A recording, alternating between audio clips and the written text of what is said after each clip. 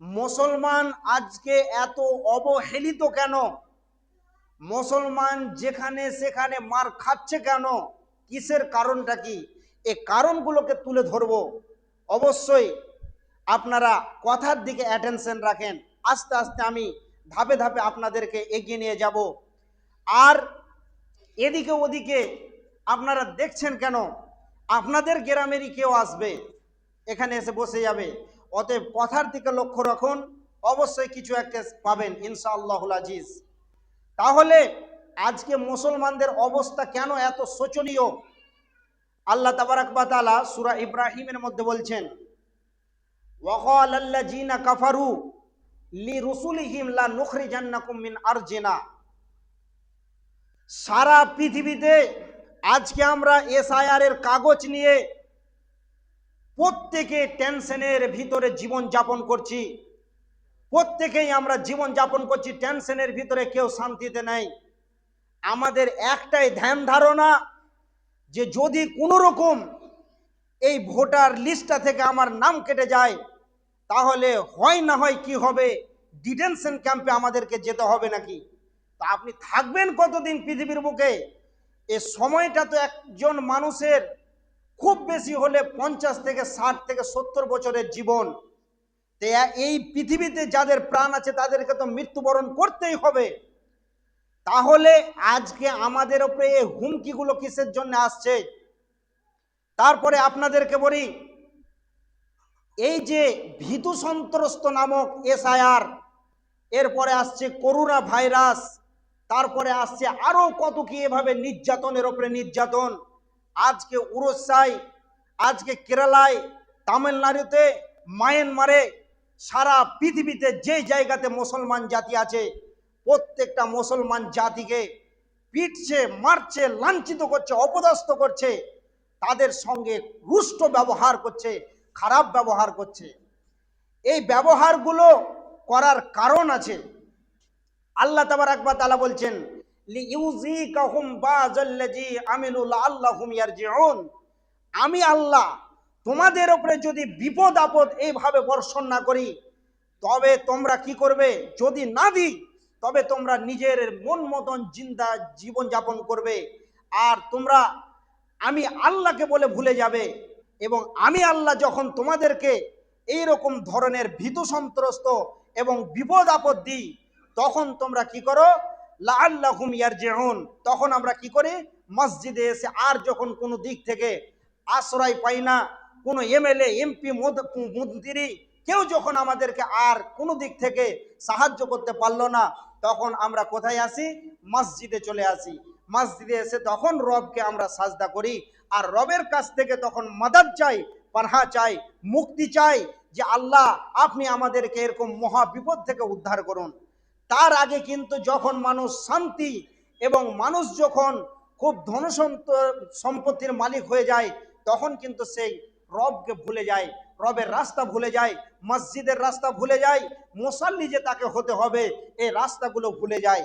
কিন্তু আল্লাহ বলছেন যে তোদেরকে আমি বিপদ দিই, লিইউযিকাহুম বাযাল্লাযী আমিলু লাআল্লাহুম ইয়ারজিউন। আমার তরফ থেকে বিপদ গালা যায় যাতে করে তোমরা আমি রবের দিকে তোমরা ফিরে আসো। এরপরে আসেন, আজকে শুধু আমাদের ওপরে এই রকম যে শুধু হুমকি চলছে সেটা নয়, এটা ভুল ধারণা।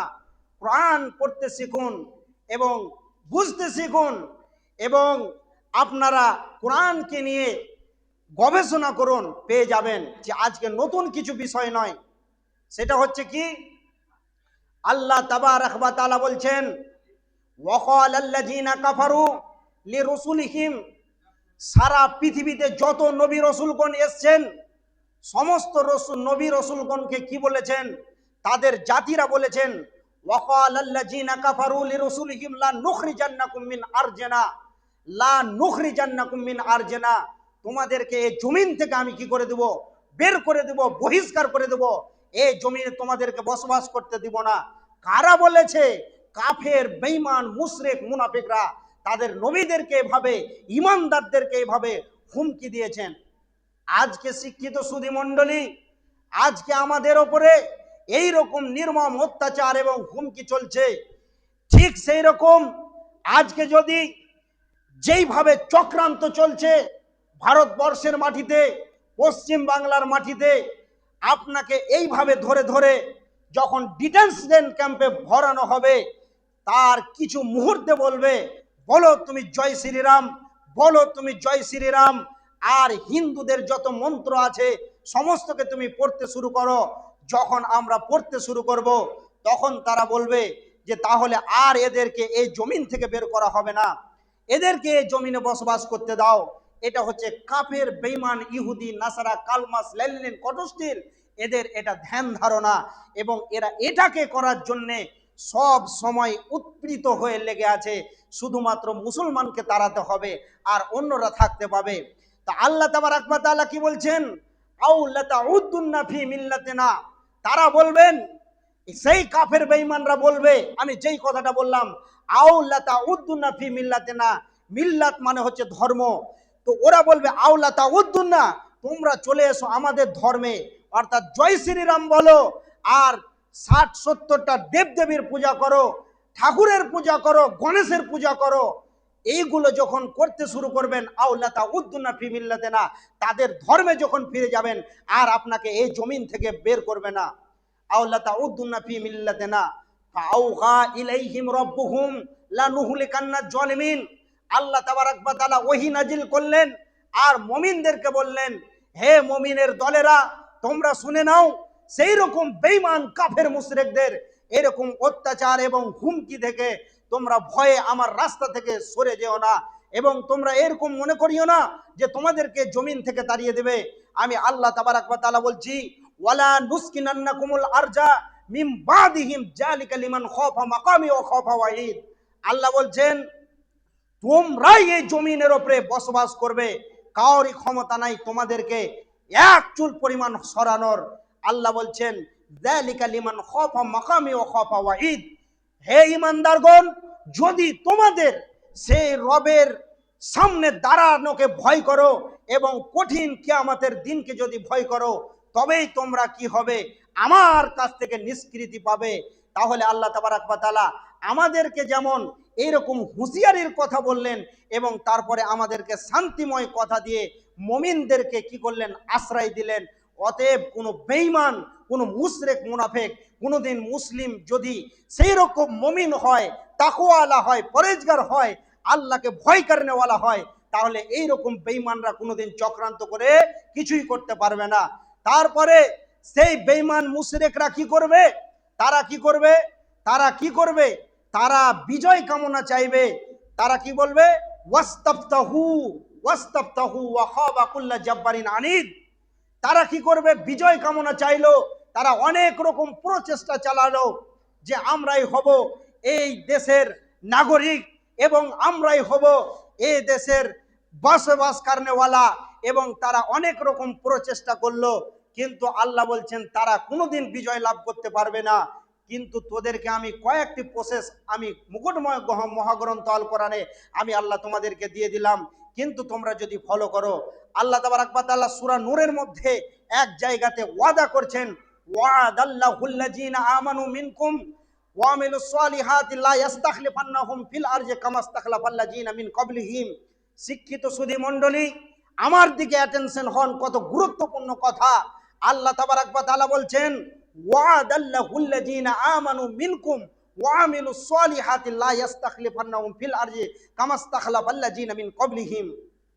আল্লাহ বলছেন, আমি আল্লাহ ওই মুমিনদের সঙ্গে ওয়াদা করছি। এই ওয়াদাটা পৃথিবীর কোনো কাউরি নয়, এই ওয়াদাটা স্বয়ং আল্লাহ ওয়াদা করছেন।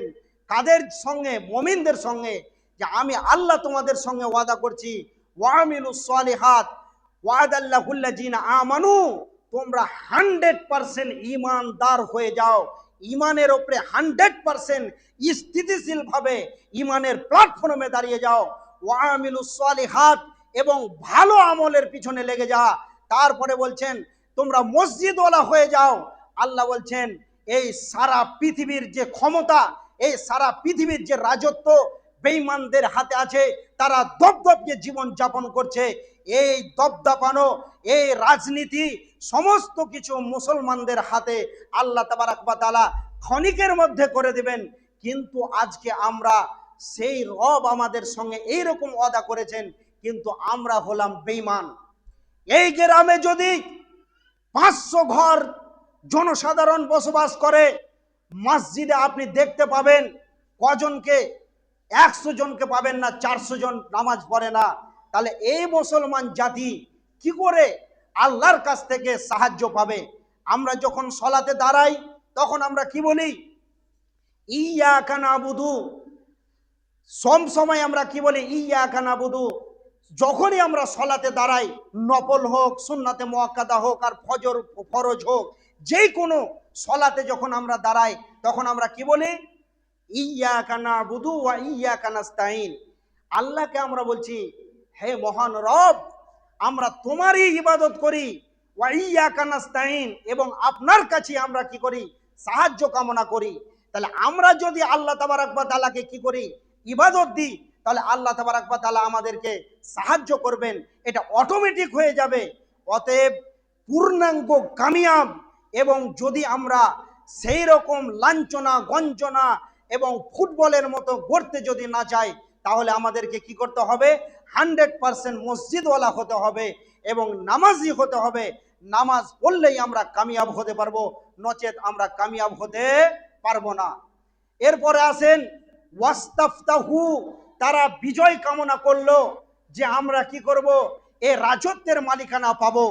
কিন্তু আবু জাহেল কি করেছিল? কাবার গেলাপকে জড়িয়ে ধরে বলছেন, আল্লাহ তুমি হককে জয় করো, আল্লাহ তুমি হককে জয় করো, আল্লাহ তুমি হককে জয় করো। এইভাবে পাগলের মতন চিৎকার করছেন। আর এত জোর চিৎকার করছেন, আল্লাহর নবী আবু জাহেলের চিৎকারের আওয়াজ শুনতে পাচ্ছেন। এমন সময় বিশ্ব নবী জনাবে মুহাম্মদ রাসূলুল্লাহ মুহাব্বতের সঙ্গে একবার বলেন সাল্লাল্লাহু আলাইহি ওয়াসাল্লাম। তিনি তখন বলছেন আমিন আমিন আমিন। তার কারণ হচ্ছেন যে নবী মুহাম্মদ সাল্লাল্লাহু আলাইহি ওয়াসাল্লাম দেখছেন যে আমি হলাম হক এবং আবু জাহেল হলো বাতিল। অতএব আল্লাহ আবু জাহেল যেটা বলছে যে হককে তুমি বিজয় দান করো, অতএব আদ-দীন ও ইসলাম, ইন্না দীনা ইনদাল্লাহিল ইসলাম, দিন ইসলাম আল্লাহর কাছে সবচেয়ে প্রিয়, দিন ইসলাম হলো আল্লাহর কাছে সবচেয়ে পছন্দের ধর্ম। অতএব দিন ইসলামকে আল্লাহ তুমি প্রতিষ্ঠিত করো। আর আবু জাহেল যেটা তার পৌতলিকতার জিন্দেগি জীবন যাপনকে ও স্থিতিশীল করতে চাইছে, ধরে রাখতে চাইছে, শিরিক বিদাতকে যেভাবে ধরে রাখতে চাইছে, সেটাকে আল্লাহ তুমি কবুল করিও না। তো আল্লাহর নবী দেখছেন যে আমারটা হলো হক, আর আবু জাহেল যেটা দাবি করছেন সেটা হলো বাতিল। ওই জন্য রসুল বলছিলেন আমিন আমিন। অতএব তারা যেমন বিজয় কামনা করলো, তারপরও পারেনি। এই রকম ধরনের যতই তারা চক্রান্ত করুক, আমরা যদি ইমানদার হই, তাহলে অবশ্যই আল্লাহ আমাদেরকে সার্বিক দিক থেকে সাহায্য করবেন এবং আমরা নিষ্কৃতি পাব। অতএব শিক্ষিত সুন্নি মণ্ডলী, আমাদের সাহায্য, মেন সাহায্য হলো কি? নামাজ, নামাজ, সলাৎ, সলাৎ। বিশ্ব নবী যেদিন পৃথিবীর বুক থেকে চিরতরের বিদায় নিয়ে চলে যাবেন, অন্তিম শয্যায় তিনি সজ্জিত হয়ে আছেন। আম্মা জান আয়েশা রাদিয়াল্লাহু তাআলা আনহার কোলে মাথা দিয়েছেন রাসূল।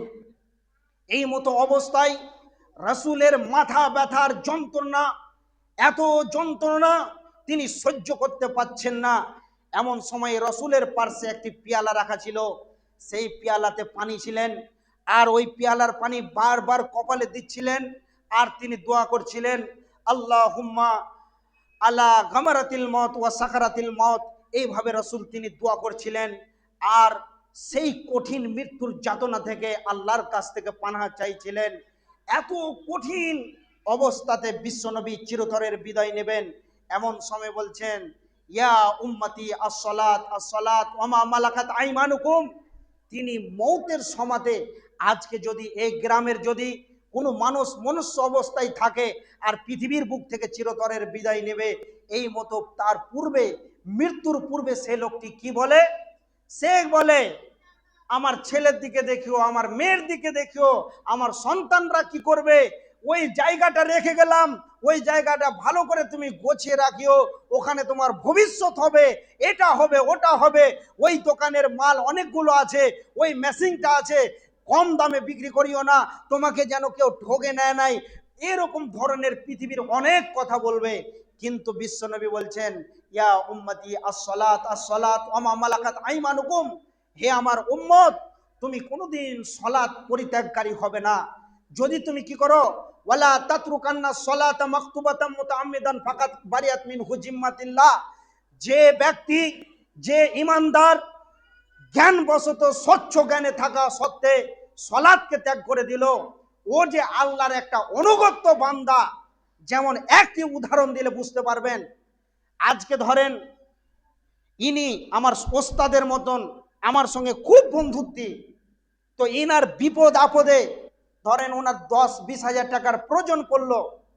এবার যদি আমাকে বলে, মৌলানা ভাই আমার একটু দরকার আছে, 10,000 টাকা দাও তো, আমি দিয়ে দিলাম, খুব সম্পর্ক ভালো। এর মধ্যখানে একটা 10 বছরের সম্পর্ক ভালো আছে, এর মধ্যখানে যদি ওনার সঙ্গে আমার কথা বিনিময় মত বিরোধী হয়ে যায়, এনার সঙ্গে আমার ঝগড়া হয়ে যায়, এরপরে ইনি যখন কোনো বিপদে পড়বে আমার কাছে যদি সাহায্য চাই, আমি কি আর দিব? কোনোদিন দিব না।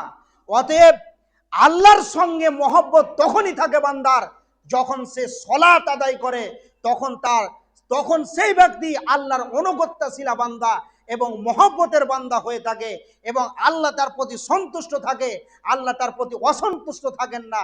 আর যখনই সে সালাত ছেড়ে দেয় তখন সে আর আল্লাহর জিম্মাতে থাকে না। ও মুসলিম তখন লাথে লাথে করে বেড়াবে, লাত মেরে মেরে তাদের পিঠে চামড়াকে তুলে দেবে।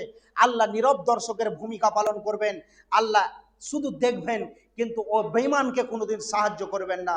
অতএব সালাত এমন একটি গুরুত্বপূর্ণ ইবাদত, বিশ্বনবী বলছেন, আমার উম্মত তোমার জ্ঞানবশত কোনোদিন তুমি সালাত ত্যাগ করবে না। ওয়ালা লা তাতরুকান্না সালাতা মাকতুবাতাম মুতাআম্মিদান ফাকাত বারিয়াত মিনহু জিম্মাতিল্লাহ, যে সালাত ত্যাগ করে দিল সে আল্লাহর রহমত বরকত সব কিছু থেকে বঞ্চিত হয়ে গেল। অতএব সালাতের গুরুত্ব অনেক আছে। বিশ্বনবী জনাবে মুহাম্মদুর রাসূলুল্লাহ, সকলে বলেন সাল্লাল্লাহু আলাইহি ওয়াসাল্লাম। আজকে আমাদেরকে নবীর কথা বলতে গেলে বলে বলে বলাতে হচ্ছে, বলো সাল্লাল্লাহু আলাইহি সাল্লাম। কিন্তু আজকে আমরা এতটাই দুর্বল, শিক্ষিত সুধী মণ্ডলী, অন্য কোনো ধর্মের লোক আছে তাদের মুখে শুধু নবীর কথা আসলে তারা অটোমেটিক বলতে লাগবে, কিন্তু আমরা কত বড় গাফিল। বিশ্ব নবীর নামে যদি দুরূদ পড়েন কি ফায়দা আছে জানেন ভাই? দাঁড়িয়ে রাখলে কি ফায়দা আছে? কঠিন কিয়ামতের দিনে যখন মানুষ, এখন যে গ্রীষ্মের সময় আসলো, আপনি ফাঁকা ময়দানে, ভুট্টার জমিতে আর যে কোনো জায়গাতে প্রান্তে কাজ করেন, যখন এত গরমে কাজ করবেন, আর কাজ করতে করতে যখন আপনি ক্লান্ত হয়ে যাবেন, শরীর থেকে আপনার ঘাম বয়ে বয়ে বয়ে শরীরের পানি যখন শুকিয়ে যাবে, পিয়াসা এমনভাবে আপনাকে আক্রান্ত করবে, আর আপনি ময়দানে থাকতে পারবেন না, খেতে খামারে থাকতে পারবেন না, তখন আপনাকে পানির কাছে যেতে হবে। পানি পান না করলে আর জানে বাঁচা যাবে না। তো কঠিন কিয়ামতের দিনটা এইগুলো দিনের মতন হবে না, এর থেকে লাখো কোটি গুণ শক্তিশালী মজবুত দিন হবে, কঠিন দিন হবে। সেই দিনে মানুষরা পানির জন্যে ত্রাহি ত্রাহি করবে আর রসুলের কাছে যাবে। আর বিশ্ব নবী জনাবে মোহাম্মদ রসুল্লাহ সাল্লামকে ইন্না আতাইনাকাল কাউসার, তিনাকে কি করেছেন? হাউজে কাউসারের মেজবান বানিয়েছেন, তিনাকে মালিক বানিয়েছেন। বিশ্ব নবী কোটি কোটি তিনার যত উম্মত আছে সমস্ত উম্মতকে পানি পান করাবেন। আর যারা রসুলের সুন্নতকে, মান আহাব্বা সুন্নতি ওয়া মান আহাব্বানি কানা মাই ফিল জান্নাত, মান আহাব্বা সুন্নতি ফাকাদ আহাব্বানি ওমান আহাব্বানি কানা মাই ফিল জান্নাত, যে লোকটি রাসূলের সুন্নত গুলোকে কি করবে? মহব্বত করবে, ভালোবাসবে, সেই লোকটি রাসূলের সঙ্গে জান্নাতে বসবাস করতে পারবে। তো এখন থেকে যদি আমরা রাসূলের তরিকা, রাসূলের সুন্নত গুলোকে আমরা যদি পুঙ্খান্ন ভাবে পালন করি, তবে আমরা কি পাবো? সেই রাসূল তিনি আমাদেরকে পানি পান করাবেন। আর আমরা যখন রসুলের কাছে যাব পানির জন্যে, তখন রসুল আমাদের চেহারা চরিত্রের দিকে দেখবে, ভাষার দিকে দেখবেন, আর দেখার পরে দেখবেন যে এই লোকটা সারা জীবনে কোনোদিন নামাজি নয়, এই লোকটা জীবনে কোনোদিন রসুলের সুন্নত পালন করেনি, দাড়ি রাখতে পারেনি, বেহায়া বেলিল্লা বেশরমের মতন জীবন যাপন করেছে। ও বেঈমান যখন পানির জন্য যাবে, বিশ্বনবী জনাবে মুহাম্মদ রাসূলুল্লাহ সাল্লাল্লাহু আলাইহি সাল্লাম ওকে পানি দেবে না। তারপর এই বেঈমান দেখবে রাসূল তো হলো মহব্বতের ব্যক্তি, তিনার কাছে যে কোনো হালাতে গিয়ে, যে কোনো অবস্থাতে গিয়ে, যে কোনো কৌশল করে কি করা যাক আমরা ওখানে যাই, দিয়ে পানি পান করে নিই। যখন সে যাবে আল্লাহর খাস ফেরেশতা থাকবে সেই বেঈমানকে ছাপ্পা মেরে বুকে লাথি মেরে দূরে সরিয়ে দেবে। আর বিশ্বনবী বলবেন সুকান সুকান লিমান গায়্যারা মিন দিনি সুকান সুকান ফামান বাদদালা মিন দিনি। তুমি দূর হও, তুমি দূর হও, তোমার আমি কোনো পার্সেন্ট খুঁজে পাচ্ছি না, তোমার আমি কোনো সূত্র খুঁজে পাচ্ছি না যে তুমি আমার উম্মত। অতএব বিশ্বনবীর উম্মত হতে গেলে এই রকম এই যে মুহাব্বত করতে হবে, সুন্নতগুলোকে আমাদেরকে ফলো করতে হবে। তাই বিশ্বনবী বলে গেছেন বহু পূর্বে, তিনি বলেছেন তারাকতু ফিকুম আমরাইন লান তাজিল্লু মা তামাসসাকাম বিহিমা কিতাবাল্লাহ ওয়া সুন্নতি রাসূলিল্লাহ। হে আমার উম্মত, তোমাদেরকে কোনো পৃথিবীর শক্তি লাঞ্ছিত করবে না, অপদস্থ করবে না, কেউ তোদের গায়ে হাত দিতে পারবে না যদি তোরা দুইটি জিনিসকে ফলো করে চলিস পৃথিবীর বুকে। একটা হলো এই যে আল্লাহর কোরআন এবং হচ্ছে আমার দেওয়া রাসূলের তরিকা এবং রাসূলের সুন্নাত। এই দুটোকে যদি আমরা আঁকড়ে ধরে থাকি তাহলে সারা পৃথিবীতে যত বেঈমানের বাতিলদের শক্তি আছে সমস্ত বাতিলদের শক্তিকে চুরে পুরে পাড়িয়ে শেষ করে দিবে। কিন্তু যদি আমরা কি করি, আমরা যদি কোরআনকে ছেড়ে দিই আর রসুলের মোহাব্বত গুলোকে ছেড়ে দিই, রসুলের সুন্নতকে ত্যাগ করে দিই, তবে আমরা এইভাবে ফুটবলের মতন লাথি খাবো আর ঘুরে বেড়াবো। আর অন্য জাতিরা মুসলমানদের পিঠের চামড়াকে তুলে চাপ্পাল বানিয়ে তারা পৃথিবীতে ভ্রমণ করবে। অতএব শিক্ষিত সুধী মণ্ডলী, আমাদেরকে কোরআনকে ধরতে হবে এবং আমাদেরকে রসুলের সুন্নতকে ফলো করতে হবে। আর সবচাইতে বড় লাঞ্ছিত এবং অপদস্থ হওয়ার কারণ হলো, সবচাইতে বড় লাঞ্ছিত এবং অপদস্থ হলো এই কারণগুলো: ঐক্যহারা মুসলমান, পদে পদে অপমান, ঐক্যহারা মুসলমান, পদে পদে অপমান। আল্লাহ তাবারাক ওয়া তাআলা বলছেন ওয়াতাসিমু বিহাবিলিল্লাহি জামিআ ওয়া লা তাফাররাকু। হে পৃথিবীর মানুষ, তোমরা আল্লাহর রশ্মিকে মজবুত করে ধরো।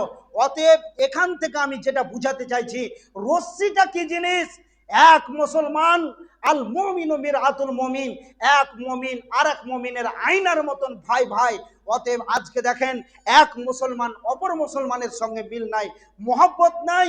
আজকে আমরা লাইনচ্যুত হয়ে গেছি, আজকে আমরা বিক্ষিপ্ত হয়ে গেছি, বিক্ষিপ্ত হয়ে গেছি, আমাদের জমায়েত নাই। আমরা যদি একসঙ্গে ভাই ভাই ভাই ভাই কাঁধে কাঁধ মিলিয়ে মুসলমান জাতি দেখতো এবং চলতো, তাহলে সারা পৃথিবীতে যত বেঈমান আছে তারা এই মুসলমান জাতিকে দেখে তারা অনেক দূর দিয়ে পালিয়ে যেত। এবং এ মুসলমান জাতি যদি এক হয়ে ঐক্যবদ্ধ হয়ে যদি জীবন যাপন করত, তাহলে তারা আমাদের দৃশ্য দেখে কি করত? তারা পেশাব করে দিত কাপড়ে। অতএব আমরা নিজেরাই শেষ হয়ে গেছি, আমাদের ঐক্য ছুটে গেছে, আজকে আমাদের সালামের প্রচলন কমে গেছে, একজন আরেকজনের হিংসা করি, আরেকজন আরেকজনের পরনিন্দা করি। আজকে মুসলমান জাতি সব থেকে দুইটি ফাসাদে মেতে গেছে।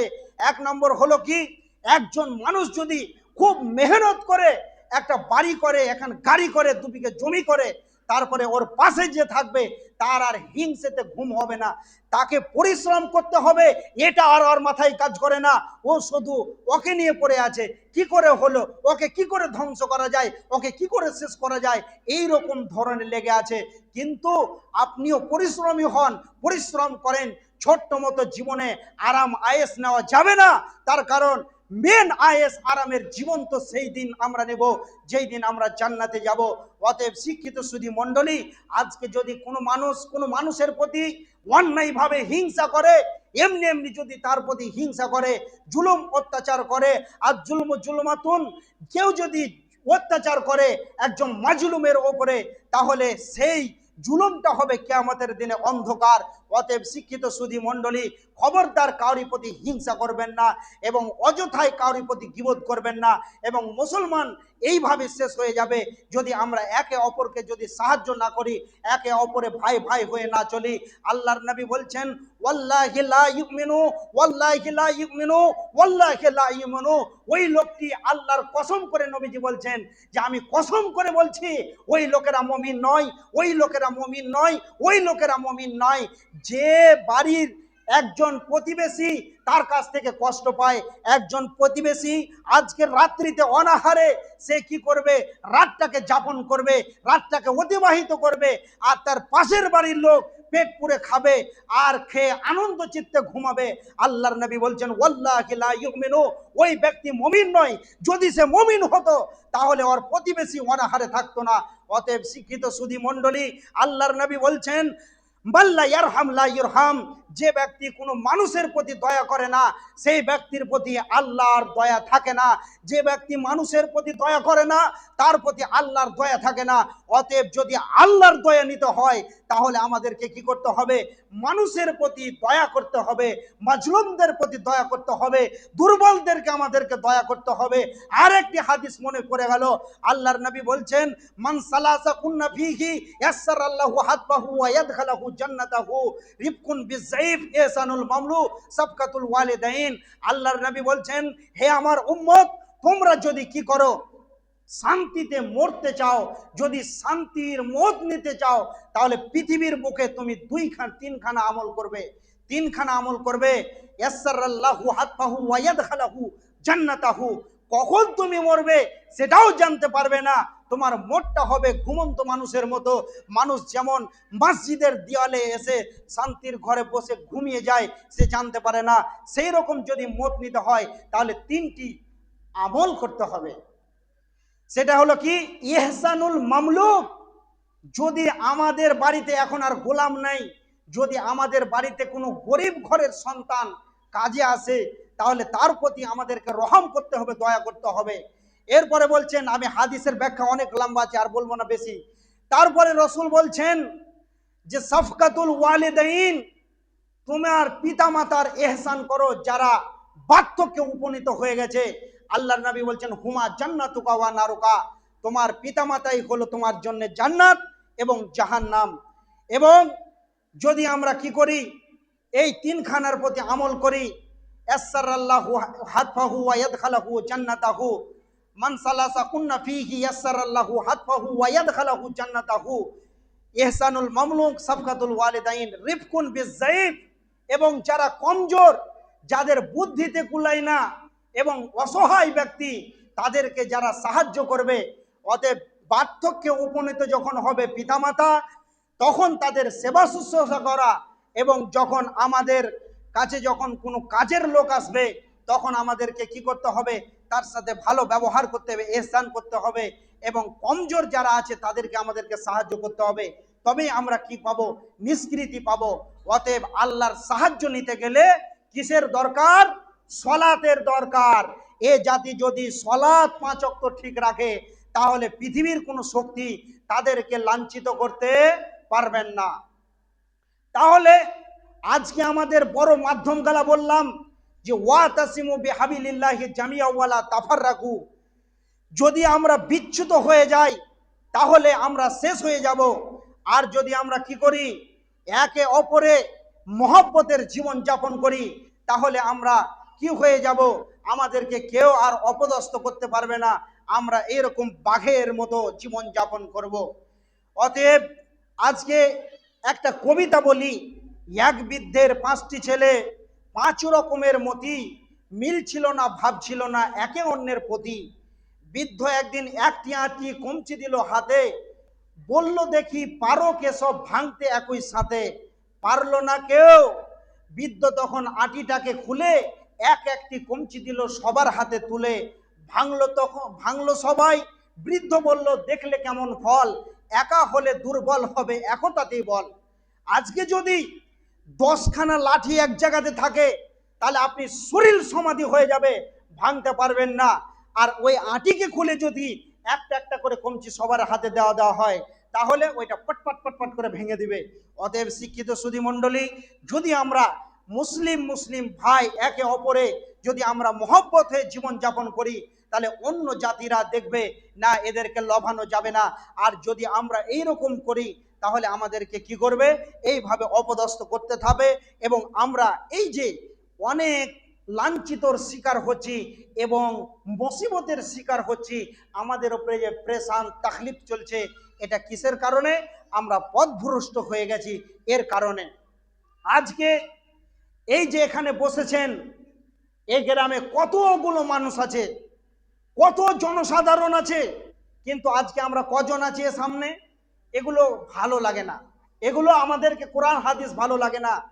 আল্লাহর নবী জনাবে মোহাম্মদ রাসূলুল্লাহ সাল্লাল্লাহু আলাইহি সাল্লাম বলছেন যে সারা পৃথিবীতে যতগুলো নবী এসেছেন, কঠিন কিয়ামতের দিনে প্রত্যেক নবীকে বলবে আর ইয়া নাফসি করবে, আর নিজের জন্য সবাই বলবে আজকের দিনে আমি কি করে বাঁচবো, আমি কি করে বাঁচবো।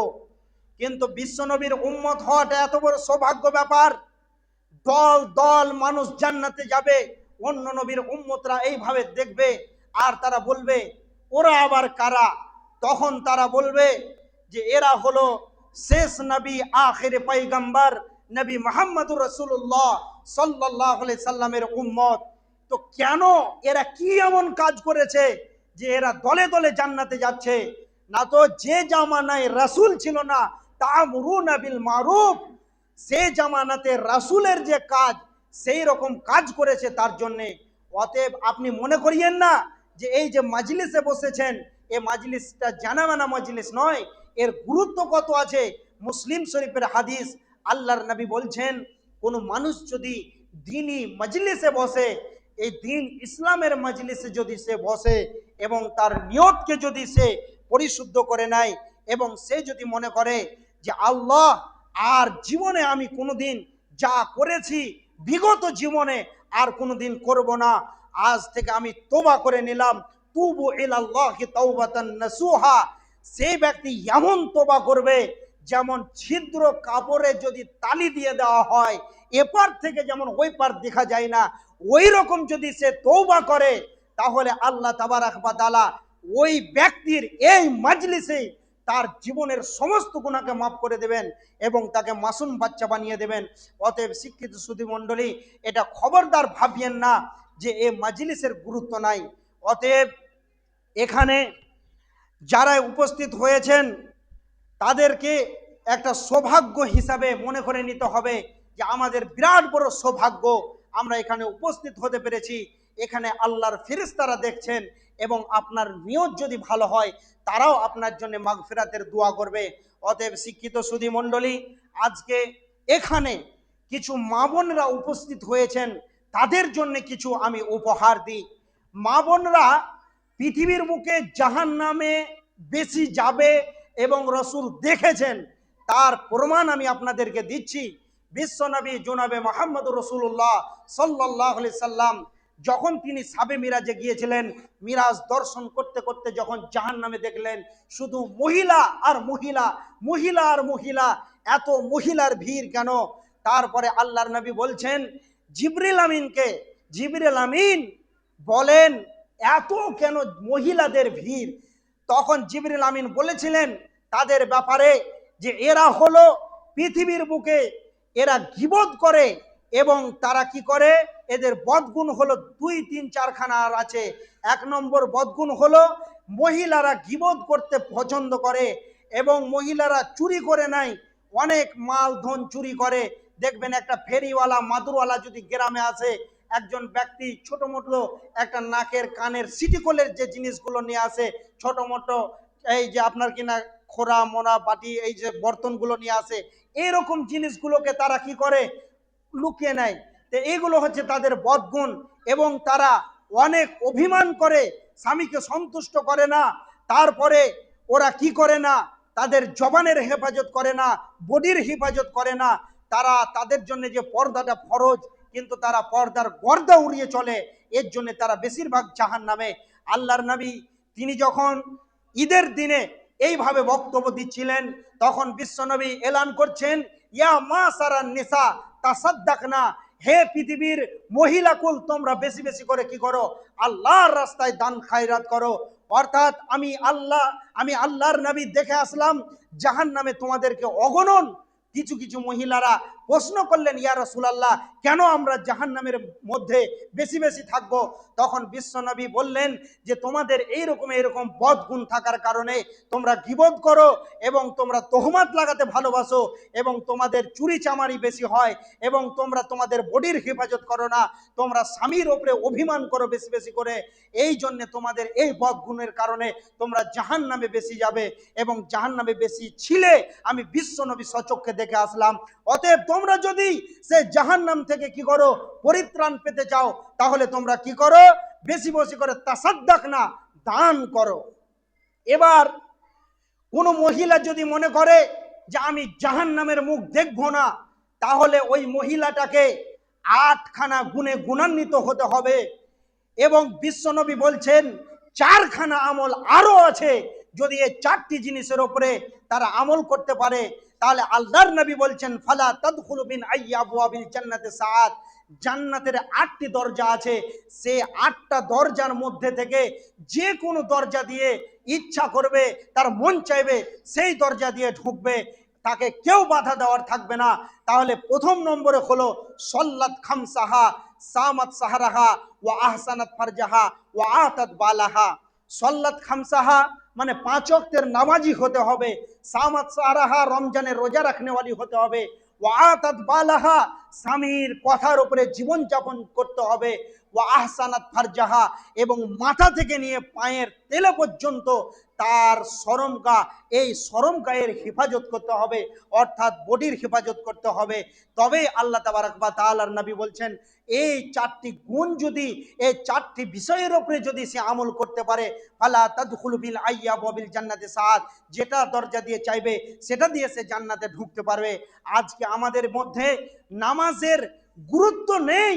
আজকে মহিলারা বেশিরভাগ বেনামাজি, পুরুষরা তো আছে তার মধ্যে, ওরাও কিন্তু বহুত বড় গাফিল। এই গাফলাতের কারণে তারা জাহান্নামে যাবে। আজকে সমাজের ভিতরে 2খানা রোগ আছে। আমরা যে এই যে এখানে বসে আছি, তো আমাদের নিয়তটা যদি ভালো হতো, এরকম মন মানসিকতা যদি হতো যে যে কথাগুলো শুনবো যে পরিবর্তন হব, এইরকম যদি নিয়ত থাকে, তাহলে অবশ্যই এ জাতি পরিবর্তন হবে। আর আজকে আমরা এখানে আসি কি করতে? এখানে আসলাম যে চলো একজন বক্তা আসবে দূর থেকে, কেমন লেকচার দেয় একটু শুনবো আর শুনে চলে যাব। একটা উদাহরণ দিচ্ছি, তো হাসবেন না, হাসির কৌতূহলী কথা আছে। আপনাদের যে নাগর নদীটা আছে না, এই নদীতে এক সময় পানি শুকিয়ে যায়, হালকা পানি থাকে, তাই তো নাকি? হেঁটেও মানুষ এপার ওপার যায়। তো তো এইরকম একটা ক্লেন, একটা ড্রেন পার হয়ে এই পাশের লোক ওই গ্রামে ধরেন জলসায় যাবে। আজকে যেমন একটা দিনই সভা হচ্ছে এরকম। তো একজন 70 বছরের বয়স্ক দাদু, বৃদ্ধা মানুষ, তিনি বলছেন বাড়িতে যে আজকে আমি ওই পাড়াতে জলসাই যাব। তখন ওর বাড়িতে একটা পোতা আছে, তো বলছে দাদু আমিও যাব, আমিও যাব। তো পোতা বলে কথা, দাদুর শেষ বয়সের সম্বল তো পোতায়। তো এখন জেদ ধরে নিল, তাহলে মোহাব্বতের পোতা, তাকে নিয়ে যেতেই হবে। এখন সে ব্যক্তি পোতাকে সঙ্গে করে নিয়ে জলসাই গেল। তো এখন ধরেন এ সময়টা কেমন, আবহাওয়াটা সকালবেলায় ভালো ছিল, এখন দেখেন কেমন হলো। তো এরকম জলসায় গিয়েছে, জলসা শেষ হবে এই মুহূর্তে আল্লাহ এমন ভাবে বৃষ্টি দিল, আর গোটা গ্রামের পানি নেমে ওই নদীটায় পানিটা বেশি হয়ে গেল। 1 হাঁটু পানি এখন ধরেন 1 বুক হয়ে গেল। এখন দাদু বলছে যে নদীটা পার হবি কি করে রে, তোকে বলছিলাম তুই আমার সাথে আসিস না, বারবার বলছে, বারবার বলছে। তো বলছে দাদু ওগুলো টেনশন করতে হবে না, চলো অনেক কিছু শুনলাম, আমি এই সভাতে গিয়ে অনেক কিছু শুনলাম, আমার জীবনে অনেক কিছু বিদ্যা অর্জন হলো আজকে। দাদুকে বুঝাচ্ছে পোতা। এমন সময় নদীর ধারে যখন এসছে, ক্যানেল পার হবে, ক্যানেল নদী যাই বলবেন বলেন, যখন পার হবে তখন দাদু সেই তখন পোতার উপরে রাখছে, এখন তুই কি করে পার হবি, আর এখন ঝড় বৃষ্টি হলো, পানিতে ভিজবি তো আবার ঠান্ডা লেগে যাবে, অসুস্থ হয়ে পড়বি। তো এক কাজ কর, তুই প্যান্টটা খুলে নে, যে মাথায় করে নে, যে পার হয়ে যা। এবার ওই লোকটা তখন যখন পোতাকে এরকম কথা বলছে, এখন ওই বৃদ্ধ ব্যক্তি যতটা পানিতে নামে আর পানিটা যত বেশি হয় ও নুঙ্গিটা টেনে নেয়, যত পানি বেশি হয় ছেড়ে নেয়। এবার পোতা তখন ও কিছুই খুললো না, কো এইভাবে চলে আসলো। এই পারে যখন আসলো, আসার পরে পোতাকে বলছে, হ্যাঁ রে, তুই প্যান্টটা ভিজিয়ে দিলি, তোর জামা কাপড়, তো তোকে ঠান্ডা লেগে যাবে না?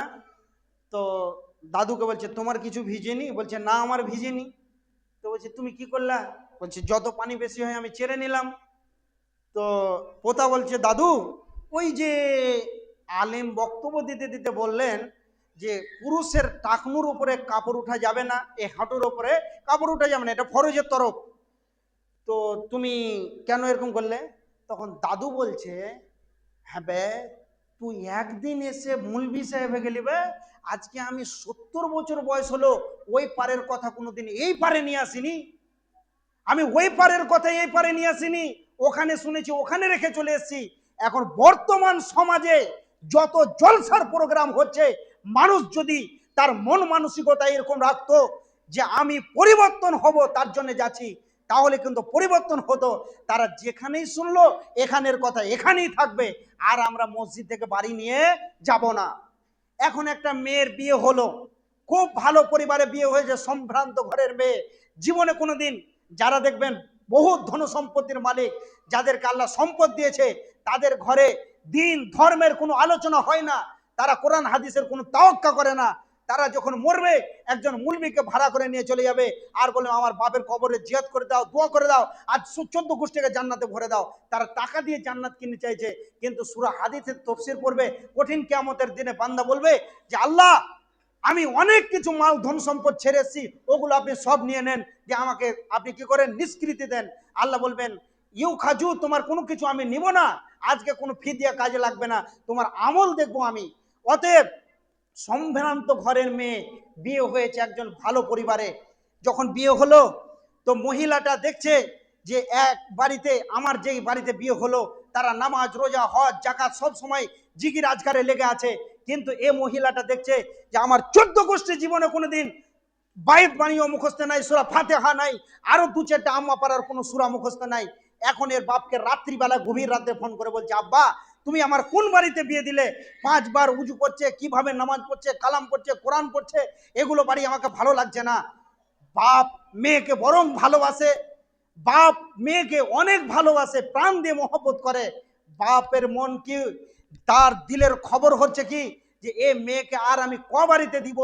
তখন তার বাপ বলছে যে মা, তুমি যে বাড়িতে আছো, তোমার বয়োবৃদ্ধা যে দাদি আছে, সেই দাদিটা যেমন যেমন করবে তুমিও সেমন সেমন করবে, শিখে নেবে। এখন বয়স্ক মহিলা, ঠান্ডার কালটা পেরিয়ে আসলো, গরম এখন ঢুকতে শুরু হয়েছে, এই ঠান্ডার দিনে একজন বয়স্ক মানুষ উজু করছে, আর উজু করতে করতে সেই ঠান্ডার কারণে থুত্তুর থুত্তুর থুত্তুর করে কাঁপছে। তখন এই যুবতী মহিলাটাও থুত্তুর থুত্তুর করে কাঁপছে আর নামাজ পড়ছে। তো এই বয়স্ক মহিলা আলহামদু সূরা যখন পড়ছে, তো এই ঠান্ডার কারণে ও এইভাবে পড়ছে, আলহামদুলিল্লাহ রাব্বিল আলামিন। তো একজন সৈন্যের মতো যুবক, 15 বছর 16 বছর 18 বছরের যুবক, তার কিসের ঠান্ডা, সে তো পড়বে আলহামদুলিল্লাহ রাব্বিল আলামিন, সে এইভাবে পড়বে। তো ওই মহিলাটা তার দাইদা শাশুড়ির মতো দেখে দেখে ওই রকম নাটক করছে। এখন বয়স্ক মানুষ, সে বলছে অন্য সময় নামাজের বাইরে আর কি করবি, ঠিক আছে, তো সলাতে কেন তোরা আর কি করবি? তখন বুড়িটা একটু ইশারা করছে যে নামাজে আর কি করতে হয় না, তো বুড়িকেও ও গুতা মেরে ফেলে দিলে, মনে ভাবছে যে নামাজে এরকম গুতা মারা আছে। আজকে সমাজের মাটিতে এরকম জঘন্যতম চলছে, এখনো এরকম পরিবার আছে যে তারা দিন কি জিনিস তারা বুঝে না। কিন্তু আল্লাহ তাবারাক ওয়া তাআলা কত সুন্দর করে বলছেন, আল্লাযীনা আমানু ওয়া হাজারু ওয়া জাহাদু ফি সাবিলিল্লাহি বিআমওয়ালিহিম ওয়া আনফুসিহিম আযমু দারাজাতান ইনদাল্লাহ। হে পৃথিবীর মানুষ, তোমরা যারা ঈমান নিয়ে আসবে, ঈমান আনার পরে এই রকম যারা বেনামাজি, যারা মাতাল, যারা জুয়াখোর, যারা মদখোর, তাদের দরজায় দরজায় তোদেরকে যেতে হবে এবং তশকিল করে করে করে করে করে আমার ঘরের মুসাল্লি বানাতে হবে, তাদেরকে ইমানদার বানাতে হবে, তবেই আমরা নিষ্কৃতি পাবো, নচেত আমাদের বাঁচার কোনো উপায় নাই। অতএব শিক্ষিত সুধী মণ্ডলী, আজকে মহিলারা কেন বেশিরভাগ জাহান্নামে যাবে, তার কারণগুলো সূরা তাহরিমের প্রথম একটি আয়াত আছে, ইয়া আইয়ুহান নাবিয়্যু লিমা তুহাররিমু মা আহাল্লাল্লাহু তাবতাগি মারজাতা আজওয়াজিক ওয়াল্লাহু গফুরুর রহিম। এই সূরাটার পিছনে একটা শানে নুজুল আছে, তার ব্যাখ্যা আছে। সে ব্যাখ্যাটা কি? বিশ্বনবী জনাবে মুহাম্মদুর রাসূলুল্লাহ, মা বোন আপনারা কান করে শুনেন, কেন আপনারা বেশিরভাগ জাহান্নামে যাবেন। আল্লাহ রসুল সাল্লাল্লাহু আলাইহি সাল্লাম তিনি মধু পান করতে ভালোবাসতেন, তিনি মধু খেতে অনেক পছন্দ করতেন। তিনি পৃথিবীর বুকে যেখানেই যেতেন তিনি মধু পান করতেন। এবার বিশ্বনবী জনাবে মুহাম্মদ রাসূলুল্লাহ সাল্লাল্লাহু আলাইহি সাল্লাম আম্মাজান জাইনাব রাদিয়াল্লাহু তাআলা আনহা তিনি মধু সংগ্রহ করে রাখতেন এবং বিশ্বনবী তার কাছে যেতেন এবং মধু পান করতেন। এভাবে মধু পান করতেন, মধু পান করতেন। অন্য যে রসুলের বিবিগুলো রয়েছে সেই বিবিগুলো তখন মনের ভিতরে একটা ঈর্ষা হিংসা জাগলো যে রসুল কেন জাইনাবের বাড়িতে এতটা বেশি বেশি যায়, এত বেশি কেন যায় জাইনাবের বাড়িতে। তাদের মনের ভিতরে একটা এরকম জঘন্যতম ঘৃণিত জঘন্যতম তহমাতের মতন জিনিস উদ্বৃত হলো। তখন তারা আপোষের মধ্যে কয়েকজন মানে সতীন মিলে আলোচনা করতে লাগলো যে রাসূলকে জাইনাবের বাড়ি কি করে ছুটানো যায়। তখন তারা আপোষের মধ্যে আলোচনা করতে করতে বলতে লাগলো কি, যে বিশ্বনবী যখন ওই আম্মাজান আয়েশার বাড়ি থেকে আসবে, তখন না আম্মাজান জাইনাবের বাড়ি থেকে আসবে, তখন আমরা সকলে 5-7 জনের কাছে, যার কাছে যাবে সকলে বলবে আরব মহাদেশে একটা ফল পাওয়া যায় তার নাম মাগাফির। ওই ফলটা একটা দুর্গন্ধযুক্ত ফল, তো ওই মাগাফিরের গন্ধ অনেক খারাপ। তো বিশ্বনবী যখন আসবে আমাদের বাড়িতে তখন আমরা সকলে বলবো আপনার মুখ থেকে মনে হয় মাগাফিরের গন্ধ বের হচ্ছে, এইভাবে আমরা রসুলকে বলবো। আর ঠিক যখন তিনি জাইনাবের বাড়ি থেকে আসছেন আর আসার পরে আম্মাজান আয়েশা রাদিয়াল্লাহু তাআলা আনহার সঙ্গে মুলাকাতে গেছেন, তখন রাসূলকে বলছেন আপনি মাগাফির পেয়েছেন, আপনার মুখ থেকে মাগাফিরের গন্ধ বের হচ্ছে। এই কথা যখন বললেন তখন আল্লাহ নবী বলছেন না না মাগাফির আমি খাইনি, না আমি মাগাফির খাইনি, না আমি মাগাফির খাইনি, এইভাবে তিনি বলছেন। তখন বিশ্বনবী কি করলেন? মধুকে হারাম করে দিলেন। শিক্ষিত সদী মণ্ডলী, কি হলো? কি আপনি অ্যাটেনশন হন এদিকে। তো মাগাফিরের গন্ধ, বিশ্বনবীকে যখন এই কথা বলতে লাগলেন তখন বিশ্বনবী বলছেন মধু হারাম, মধু হারাম। মধুটা কি বিশ্বনবীর পৈতৃক সম্পত্তি যে মধু হারাম হয়ে যাবে? মধু এমন একটি আল্লাহর দেওয়া নিয়ামত, মধু এবং কালজিরার মধ্যে এমন কোনো অসুখের শিফা নাই মদ ছাড়া। অতএব এত সুন্দর একজন মধু, এত সুন্দর মধুকে রসুল হারাম করে দিচ্ছেন। তাবতাগি মারজাত আজওয়াজিকা, বিশ্বনবী তার স্ত্রীদেরকে রাজি এবং খুশি আনন্দে রাখার জন্যে, সন্তুষ্ট রাখার জন্যে কি করছেন? মধু হারাম করে দিচ্ছেন। তো আল্লাহ তাবারাক ওয়া তাআলা জিবরিল আমিনকে দিয়ে রাসূলকে ক্বালাত মান আম্বাকা হাজা, রাসূল সাল্লাল্লাহু আলাইহি সাল্লামকে কি করলেন? জিব্রাইল আলাইহিস সালামকে দিয়ে সমস্ত তাদের প্ল্যান পরিকল্পনার কথাটা জিব্রাইল আলাইহিস সালাম রাসূলকে বলে দিলেন। তারপরে তখন বিশ্বনবী তিনার একজন প্রিয়তমা স্ত্রীর কাছে গেলেন, দিয়ে বলছেন যে তোমরা মধুর ব্যাপারে এইরকম এইরকম এইরকম এইরকম এইরকম আমি জাইনাবের কাছে যাই, তার জন্য তোমরা আপোষের মধ্যে এরকম তোমরা আলাপ আলোচনা করছো এবং তোমরা আমার ব্যাপারে এইরকম, আমি তো পান করি মধু, কিন্তু তোমরা আমাকে কি করেছো? মাগাফিরের গন্ধের তোহমাত দিয়েছো। তখন উনার স্ত্রী বলছেন ক্বালাত মান আম্বাকা হাজা, ইয়া রাসূলুল্লাহ আপনি কোথা থেকে এতগুলো খবর জানলেন? ক্বালাত নাব্বান আনিয়াল আলিমুল খাবির, তখন তিনি বললেন যে আমাকে আলিমুল খাবির মহান রব আমাকে জিব্রাইলের মারফতে কি করেছেন? খবর দিয়েছেন। তাহলে বিশ্বনবীর ওপরে তিনার স্ত্রীরা কিভাবে একটি মিথ্যা তোহমত লাগাচ্ছেন যে আপনি মাগাফির খেয়ে এসেছেন। এরপরে আল্লাহ তাবারাক ওয়া তাআলা বলছেন ইন তাতুবা ইলাল্লাহি ফাকাদ সাগাত কুলুবাকুমা, হে রসুলের স্ত্রীরা তোমরা কি করো? তোমরা তোমাদের রসুলের কাছে ক্ষমা চাও, আল্লাহর কাছে ক্ষমা চাও। আল্লাহু গফুরুর রহিম, নিশ্চয়ই আল্লাহ তোমাদেরকে ক্ষমা করবেন। আসা রব্বুহু ইন তাল্লাকা কুন্না আইয়িবদিলাহু আজওয়াজান খায়রাম মিন কুন্না মুসলিমাতিন মুমিনাতিন কানিতাতিন তাইবাতিন আবিদাতিন সাইহাতিন সাইয়্যিবাতিন ওয়া আবকারা। একজন মহিলা যদি জান্নাতি হতে চায় তাহলে তার ভিতরে 8টা গুণ থাকবে। মুসলিমাতিন মুমিনাতিন কানিতাতিন তাইবাতিন আবিদাতিন সাইহাতিন সাইবাতিন ওয়া আবকারা। এই 8টা গুণের মধ্যে আমি আপনাদেরকে বলে দিই, অবশ্যই এই দিকে অ্যাটেনশনটা রাখবেন। মুসলিম, মুসলিম কাকে বলবেন? লা ইলাহা ইল্লাল্লাহ, লা ইলাহা ইল্লাল্লাহ, আল্লাহ ছাড়া কোনো সত্য আমাদের উপাসক নাই, কাউর ইবাদত করা যাবে না, আল্লাহরই ইবাদত করতে হবে। আল্লাহ ছাড়া আর আমাদের দ্বিতীয় কোনো ইবাদতের উপাস্য এবং যোগ্য ব্যক্তি নাই। অতএব আমাদেরকে আল্লাহর ইবাদত করতে হবে। মুহাম্মাদুর রাসূলুল্লাহ, রাসূলুল্লাহ সাল্লাল্লাহু আলাইহি সাল্লামকে কেন নিয়ে আসলেন? আরে আপনি আমি যে ইবাদতটা করব, সে ইবাদতটা কিভাবে করব সেটা তো নয়, তাহলে কার প্রয়োজন? আল্লাহ তাবারাক ওয়া তাআলা বলছেন, লাকাদ কানা লাকুম ফি রাসূলিল্লাহি উসওয়াতুন হাসানা, তোমাদের জন্য আমি একজন নমুনা পাঠালাম, তাকে তোমরা ফলো করবে এবং তিনি যা করবেন তোমাদেরকে তাই করতে হবে। এর জন্য মুহাম্মদুর রাসূলুল্লাহ তার তরিকা অনুযায়ী তোমরা আমল করবে। অতএব একজন মহিলাকে কি করতে হবে? মুমিনা হবে, মুসলিম হতে হবে। মুসলিমের আরো কয়েকটি উদাহরণ আছে। বিশ্বনবী জনাবে মুহাম্মদুর রাসূলুল্লাহ সাল্লাল্লাহু আলাইহি ওয়াসাল্লাম তিনি বলেছেন, কাকে বলা হয় মুসলিম? একটা গরু, একটা মহিষ, একটা উট, একটা ঘোড়ায় যদি আপনি নাকে নাখিল দিয়ে দেন, তাহলে কি হয়ে যাবে? সে আপনার তত্ত্বাধীনে হয়ে যাবে। আপনি একটা খুঁটা গেড়ে দেবেন, তো যত বড় রশ্মিটা থাকবে ততটা জায়গা চড়তে পারবে, তার থেকে আর বাইরে যেতে পারবে না। তো লা ইলাহা ইল্লাল্লাহ, তার মানে আমরা যখন বলে দিয়েছি যে আল্লাহ ছাড়া আমাদের সত্য কোনো উপাস্য নাই, এলাহ নাই, তবে আমাদেরকে আল্লাহ তাবারাক ওয়া তাআলার যতগুলো হাদিস এবং কোরআনের যতগুলো আইন, রুলস, প্রসিডিওর যতগুলো আছে, এই হাদিস কোরআনের গণ্ডির ভিতরে হয়ে যেতে হবে। অর্থাৎ কোরআন যদি বলে যে তোমাদের জন্য পর্দা ফরজ, তাহলে প্রত্যেকটা মহিলাকে পর্দা করতে হবে, এটা বাধ্যতামূলক। কোরআন যদি বলে পর্দা করতে হবে না, তাহলে তাকে করতে হবে না। কার কাছে পর্দা করতে হবে?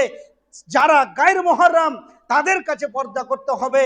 এবং কোরআন যদি বলে যে কার কাছে পর্দা করতে হবে না, কোরআন বলছে তোমার স্বামীর সঙ্গে তোমার কোনো পর্দা নাই, তাহলে সেখানে সে পর্দা করবে না। অর্থাৎ কোরআন হাদিস তাকে যেরকম যেরকম ভাবে চালাবে সেরকম সেরকম ভাবে চলবে। এর জন্য একজন দার্শনিক, উর্দু দার্শনিক বলছে, दुनिया में अगर रब चाही चलोगी तो आखिरत में मन चाही चल पाओगी, और दुनिया में अगर मन चाही चलोगी तो आखिरत में रब चाही चलना पड़ेगा। কোনো মানুষ যদি এই পৃথিবীর বুকে কোরআন এবং হাদিসের গণ্ডির ভিতরে ঢুকে যায়, কোরআন হাদিসের যে বর্ডার আছে সে বর্ডারকে মধ্যে যদি ঢুকে যায়, এ বর্ডার ক্রস করে যদি সে না চলে যায়, তাহলে সেই ব্যক্তি হবে মুসলিম এবং মুমিনা। এই রকম ব্যক্তির জন্য আল্লাহ তাবারাক ওয়া তাআলা বলছেন যে ওরাই হবে মুসলিম যারা কোরআন হাদিস তাদেরকে যেইভাবে চালাবে সেই রকম চলবে। অর্থাৎ আল্লাহ তাবারাক ওয়া তাআলা বলছেন যে তোমরা যদি এই পৃথিবীর জীবনটাকে পরাধীনতার শিকল পরে নাও এবং পরাধীনতাকে গ্রহণ করে নাও, তাহলে তোমরা যেদিন আখেরাতে আসবে, আখেরাত মে রব চাহি চল পাওগি, যখন তুমি আখেরাতে আসবে তখন তোমার মন যে মা তাস্তাহি আনফুসুকুম, তোমার মন যা চাইবে সেই রকম তুমি করবে, আর রব তোমার পিছনে থাকবে মেজবানের মতন। আর যদি তুমি দুনিয়া মে আগর মন চাহি চলোগি, দুনিয়াতে যদি নিজের মন মতন চলি, নিজের মন যা চাইবে তাই করব। এখন আপনাদেরকে গলা ফাটিয়ে বলছি, সুদের মতন জঘন্যতম পাপ পৃথিবীর বুকে নাই। যদি বলি সালাত ত্যাগ করে দেওয়া পৃথিবীর বুকে সবচেয়ে বড় গুনাহ, তবে আপনার কানে ঢুকছে না, আপনি এই কথাটাকে মানলেন না। এরকম যদি আপনার মন মানসিকতা হয়, তারপরে যদি আপনাকে বলি যে কুল্লিল মুমিনাতি ইয়াগুযু মিন আবসারিহিম, তুমি কি করো? যখন তুমি পৃথিবীর মুখে ভ্রমণ করবে, চলাফেরা করবে, যেখানে যাবে তুমি তোমার নজরের হেফাজত করো, তোমার জবানের হেফাজত করো, তোমার সময়ের হেফাজত করো। 24টা ঘন্টাকে আল্লাহর হুকুম, রসুলের তরিকায় অনুশীলনের নাম হলো সালাত। এইভাবে যদি তুমি কি করো, ফলো করে করে চলো, তাহলে আপনি সেই দিন কামিয়াব হতে পারবেন। আর যদি আপনি কি করেন, এই দুনিয়াতে যদি আপনার মন চাহি চলে, তাহলে আপনাকে কি করতে হবে?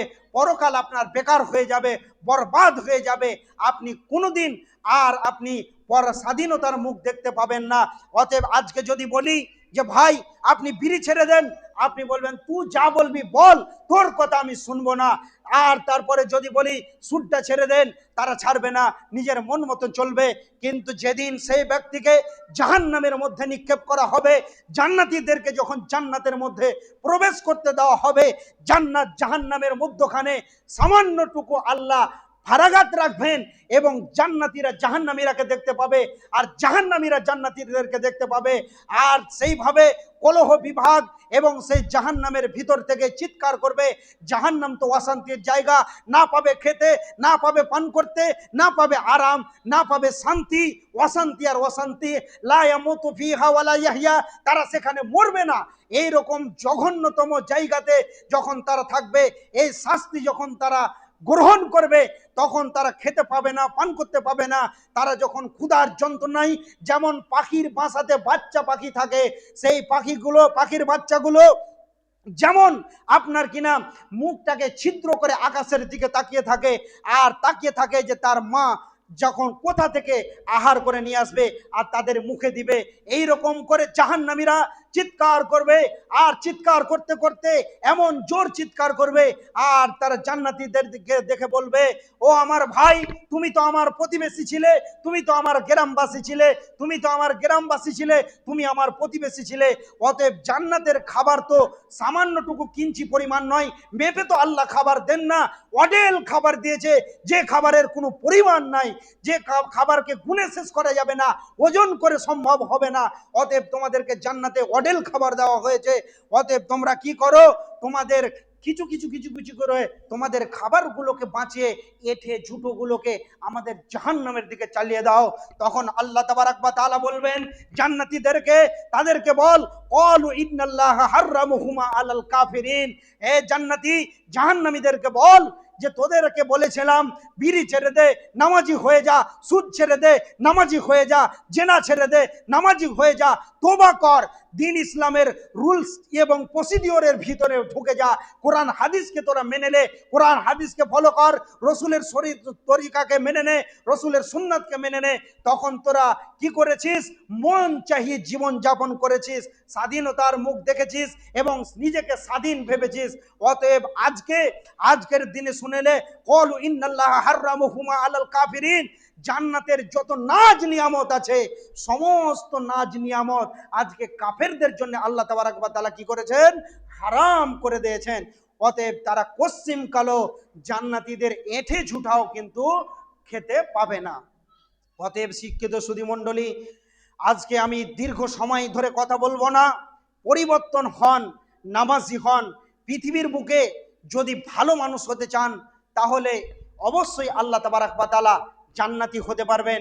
আর যদি এই পৃথিবীর বুকে যদি আপনি এই সময়গুলোকে বেফালতু পার করে দেন, তাহলে আপনি আপনার নিজের জীবনটাকে বেকার করছেন। অতএব সময়ের মূল্য অনেক আছে, সময়ের মূল্য অনেক আছে, গুরুত্ব দেন। আজকে আর একটি কথা বলে দিই, যুবক ভাইয়েরা মনে করছে, আল্লাহ নবী বলছেন, ক্বালা রাসূলুল্লাহ নিয়ামাতানি মাগবুনুন ওয়াসিহাত ওয়াল ফারাগ, মানুষ দুইটি জিনিস নিয়ে ভুলের মধ্যে আছে। একটি হলো কি সে মনে করে যে আমি অবসর জীবন পাবো, অবসর জীবন মানে ফাঁকা টাইম পাবো, তখন আল্লাহর খুব ইবাদত করব। ওয়াল ফারাগ, এবং সে মনে করে আমি সারা জীবন কি করব, ওয়াসিহাত, সুস্থতা অবস্থায় থাকব। কিন্তু আপনি দেখেন, আপনার জীবনটাকে নিয়ে গবেষণা করেন, আপনার শরীরকে নিয়ে গবেষণা করেন যে আপনি ছিলেন কেমন, হলেন কেমন। একটা আপনার মৌতের চিহ্ন আসছে, আপনার দাঁত এমন শক্ত ছিল, হাড়কে কড়কড় করে চাপিয়ে খেয়েছেন, সে দাঁত আর নিতে পারছে না, হাড় চিবাতে গেলে দাঁত খুলে যাচ্ছে, এটা একটা কবরে যাওয়ার আলামত। হালকা হালকা মাথায় চুল পেকেছে, তার মানে এটা আপনাকে কবর আরো এক ধাপ আগিয়ে ডাকছে। আপনি চোখে অনেক কিছু দেখতে পেয়েছিলেন, কিন্তু আপনি বুঝলেন যে চোখ আর কাজ করছে না, তার মানে জেনে নেন কবর আপনাকে ডাকছে। আপনার সেই যে চামড়ার স্কিন টাইট ফিটিং মজবুত রয়েছে, এই স্কিন জড়সড় হয়ে গেছে, তার মানে জেনে নেন যে কবর আপনাকে আরো অতি সংকীর্ণ জায়গায় আপনার সময়কে সংকীর্ণ করে দেওয়া হয়েছে, অর্থাৎ আপনাকে কবরে যেতে হবে। অতএব চিরজীবন সুস্থ থাকবেন না, আর ফাঁকা টাইম কোনোদিন নসিবে মিলবে না। অতএব শিক্ষিত সুধী মণ্ডলী, যারা কি করেন যুবক অবস্থাতে কি করে আল্লাহর ইবাদত করে, ওয়াসাবুন নাসাফি ইবাদাতিল্লাহ, যৌবন অবস্থাতে যারা আল্লাহর ইবাদত করে, এই যৌবনের ইবাদত এবং বার্ধক্যের ইবাদত হাজার হাজার গুণ ডিস্টেন্স রয়েছে। একজন যুবক ছেলে যদি শুরু থেকে নিয়ে শেষ পর্যন্ত ইবাদত করে, বৃদ্ধ যখন হয়ে যাবে সে, তখন যদি তার বয়স হয়ে যায় আর যদি সে সলাত আদায় না করতে পারে, পেচ্ছাপ পায়খানা করে দেয়, মাথায় কাজ করে না, ব্রেন স্ট্রোকের রোগী হয়ে গেছে, তখন যদি যে সলাৎগুলো তার ছুটে যাবে, ওই লোকটি যৌবনকালে ইবাদত করার কারণে তখন ওই লোকটা পেনশনের মতন নেকি পেতে থাকবে। সলাত আদায় না করলেও সে নেকি পাবে, যেহেতু যৌবনকালটাকে আল্লাহর রাস্তায় দিয়েছে। অতএব শিক্ষিত সুধী মণ্ডলী, আল্লাহর নবী বলছেন, ওয়া গিনাকা কাবলা ফাকরিকা, ধন সম্পদ হলো নিয়ামত ফকির হয়ে যাওয়ার আগে।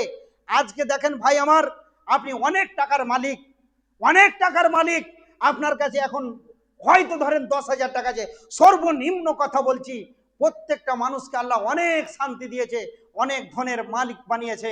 অতএব আপনার কাছে যে 10,000 টাকা আছে, এই টাকার মধ্যে থেকে আপনি 500 টাকা দান করতে পারবেন। আর যেদিন আপনি বার্ধক্যে পৌঁছে যাবেন, এই 10,000 টাকার মধ্যেও আপনার সন্তানরা বন্টন করবে, কিন্তু আপনি সেদিন কি করতে পারবেন না, দান খায়রাত করতে পারবেন না।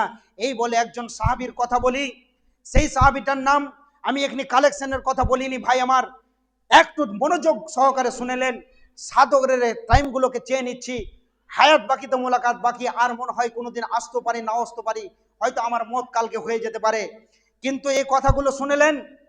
আজকে দেখেন, আপনার যখন বয়স হয়ে যাবে, শরীর সমাধি হয়ে যাবে, যখন আপনি শুনবেন যে এই মসজিদে দান করে এত নেকি, মাদ্রাসায় দান করলে এত নেকি, তখন আপনি অনেক প্রচেষ্টা করবেন, কিন্তু আপনার কোনো কাজ হবে না। যখন আপনার মাল হাতছাড়া হয়ে যাবে, তখন আপনার আর কোনো কাজ হবে না, তখন আপনি ফকির হয়ে যাবেন। ছেলেকে বলবেন, বাবা 500 টাকা দাও, আল্লাহর ঘরে দান করব। তারা আপনাকে ঝিরকি মেরে মেরে কথা বলবে, আপনার ক্ষমতা হবে না জোর করে তাদের কাছ থেকে নিয়ে আল্লাহর ঘরে দান করবেন এবং আপনি মসজিদ মাদ্রাসায় দিবেন। তো এইরকম ধরনের অনেক আপনার এইরকম আপনি ভিখারি হয়ে যাবেন। আল্লাহর নবীর সাহাবী আমর বিন আস রাদিয়াল্লাহু তাআলা আনহু, তিনি অনেক সম্পদকে জমিয়ে রেখেছেন। এই মতো অবস্থায় রাসূল সাল্লাল্লাহু আলাইহি সাল্লামের এত বিচক্ষণ সাহাবী, তিনি যখন অন্তিম শয্যায় পৃথিবীর বুক থেকে চিরতরের বিদায় নেবেন, তিনার ছেলেকে বলছেন, বেটা তোমার জন্য ওই যে কাঠের বাক্সটা দেখতে পাচ্ছ, এই বাক্সে আমি অনেক মাল রেখেছি, অতএব তুমি এই মালগুলোকে নিয়ে নাও। তখন আল্লাহর নবীর সাহাবীকে বলছেন, আব্বা আপনি আপনার মাল নিয়ে যান, আমার এগুলো মালের দরকার নাই। তখন আমর বিন আস অঝোর নয়নে কাঁদছিলেন আর আফসোস করছিলেন যে আজকে আর আমার সময় নাই, অতএব আমি যদি কি করতাম, এই মালগুলোর পিছনে যে সময়টা দিয়েছি যদি আল্লাহর রাস্তায় দিতাম, তাহলে আমার কত বড় সৌভাগ্যবান ছিলাম আমি। আর আজকে আমার মাল এতটাই বেশি হয়ে গেছে, আমার সন্তান নিতে চাইছে না। অতএব শিক্ষিত সুধী মণ্ডলী, যখন মৌতের সংকীর্ণ সময় টাইম চলে আসবে, তখন আপনি মনে করবেন সারা পৃথিবীতে যা কিছু করেছি সব যদি আল্লাহর রাস্তায় দিয়ে দিতাম, তবে আমার কতই না ভালো হতো। খুব আফসোস করবেন, এ যা মাতাল ইনসান ইনকাত আনহু আমালহু, যে একটা মানুষ যখন মারা যায় তার সমস্ত আমলের লাইন বন্ধ হয়ে যায়। এবং আল্লাহর নবী বলছেন, কঠিন কিয়ামতের দিনে কোনো ছায়া থাকবে না আল্লাহর আরশের ছায়া। অর্থাৎ যে ব্যক্তি দান করে ডান হাতে বাম হাত টের পায় না, ওই কঠিন দিনে নিষ্কৃতির জন্যে এবং আমাদের সুপারিশের জন্যে আমরা সেই জায়গাতে স্থানটাকে পাওয়ার জন্যে যেমন টিকিট বুকিং করতে হয় এসি আর আপনার কিনা রিজার্ভেশনের, ওই রকম এই পৃথিবীটা হলো আমাদের টিকিট বুকিং করার জায়গা। অতএব আমরা যদি মনে করি যে আমরা ওই জায়গাতে স্থানে থাকব এবং আরাম আয়েশ চাইব, তাহলে আমাদেরকে দান খায়রাত করতে হবে। পৃথিবীর বুকে জান্নাতে যাওয়ার একটা মাধ্যম হলো দান করা। অতএব শিক্ষিত সুধী মণ্ডলী, কে দান করবেন কত করে, আপনারা যা পারবেন দেন আমার হাতে, আমি আপনাদেরকে কিছু দোয়া দিব। আল্লাহ তাবারাক ওয়া তাআলা অবশ্যই একজন মুসাফিরের দোয়া আল্লাহ কবুল করেন। অতএব অনেক দূর থেকে এসছি, আপনারা দেন, যে যতটুকু পারবেন আল্লাহর ঘরের জন্য দেন, আপনাদের কোনো কাজে লাগবে এবং এরকম আশা করে দেন যে মহা বিপদ থেকে উদ্ধারের জন্য আপনি দান করেন। আপনি মনে করলেন যে আপনার উপরে একটা মহা বিপদ আসতো, বিপদ বিপদ আপনি বুঝতে পারবেন না, যখন বিপদ আপনাকে গ্রাস করবে তখনই আপনি বিপদ বুঝতে পারবেন। তো ভাই আমার, আল্লাহর নবী বলছেন যে তোমরা যদি বিপদ থেকে মুক্তি পেতে চাও, আর সাদকাও তারুদ্দুল বালা, বেশি বেশি করে তোমরা দান করো। বেশ কিছু ভাই আমার দান করলেন। কি নামে দিচ্ছেন ভাই আমার? হে আল্লাহ রব্বুল আলামিন, তোমার বান্দারা 100-200 করে আল্লাহ দান করছে। 500-1000 কে দেনেওয়ালা কেউ নয়, সব 100 গো দেন আল্লাহর রাস্তায়। আল্লাহুম্মা সাল্লি আলাই, আল্লাহুম্মা বারিক আলাই, লা ইলাহা ইল্লাল্লাহুল হালিমুল কারীম, সুবহানাল্লাহি রাব্বিল আরশিল আযীম, আলহামদুলিল্লাহি রাব্বিল আলামিন, আসআলুকা মুজিবাতি রাহমাতিক ওয়া আযাইমা মাগফিরাতিক ওয়াল গানিমাতা মিন কুল্লি বিররিন ওয়া সালামাতা মিন কুল্লি ইসম লা তা'দালানা জামমান ইল্লা গাফারতাহু ওয়ালা হাম্মান ইল্লা ফারাজতাহু ওয়ালা হাজাতান হিয়া লা খারিজান ইল্লা কাযাইতাহা ইয়া আরহামার রাহিমিন। লা ইলাহা ইল্লা আনতা সুবহানাকা ইন্নী কুনতু মিনাজ জালিমিন। আল্লাহুম্মা আজিরনি ফি মুসিবাতি ওয়াখলুফ লি খাইরাম মিনহা। আল্লাহুম্মা আজিরনি ফি মুসিবাতি ওয়াখলুফ লি খাইরাম মিনহা। হে রব্বুল আলামিন, তোমার বান্দারা যে যে নিয়তে দান করলো আল্লাহ, জানি না তাদের মনের উদ্দেশ্য বাসনা কামনা আল্লাহ কি আছে। রব্বুল আলামিন তুমি আহকামুল হাকিমিন, রব্বুকুম আলামু বিমা ফি নুফুসিকুম। আল্লাহ তুমি সবকিছু ভালো জানো, যে বান্দা যা কিছু কল্পনা করে সেগুলো আপনি জানেন। অতএব আপনার বান্দারা যে যে নিয়তে দান করলো আল্লাহ, তাদের দানকে তুমি সাদরে গ্রহণ করে নাও।